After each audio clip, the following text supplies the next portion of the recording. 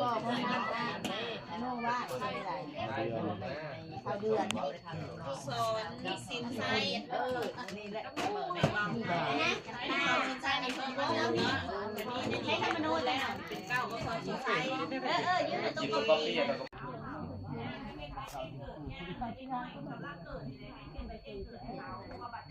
ใช่ได้เสียตัวเดียว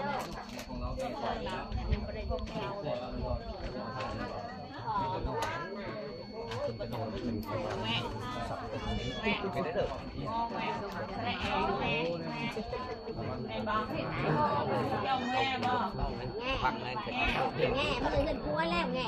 จับไม่ใช่เลือดได้ดูไปง่ายแล้ว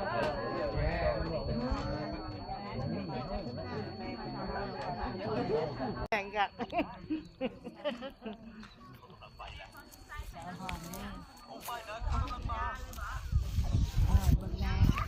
แม่บางคนเนี่ย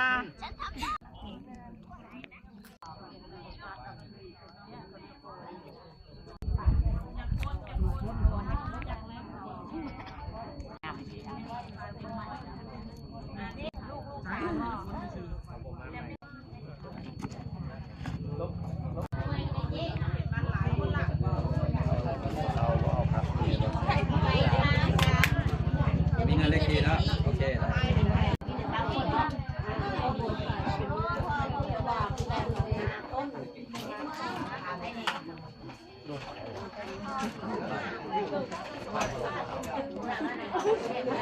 ความทรายนี่เป็นคนที่อะไรป้ายเขาอยู่หัววันปีเกิดอันนั้นเลยชาวพันธุ์พอใดพันธุ์อะไรก็จักกระมวล จะถามแม่อิ๋ว กระโทษถามคนทุก ไปหาหน่อไม้ไปอิ๋วไปหาหน่อไม้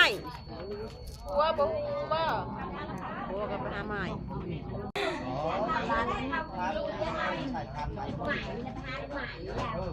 อันนั้นมืออื่นได้บ่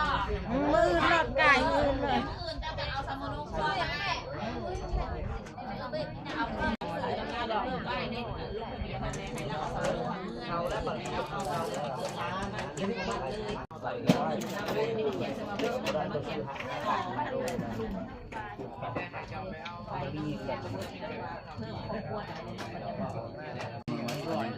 คันแบบนี้เลยเช่าเลยใช่ยังอันไหนจนละเงงเลยเช่าโลดตั้งไปทางสาม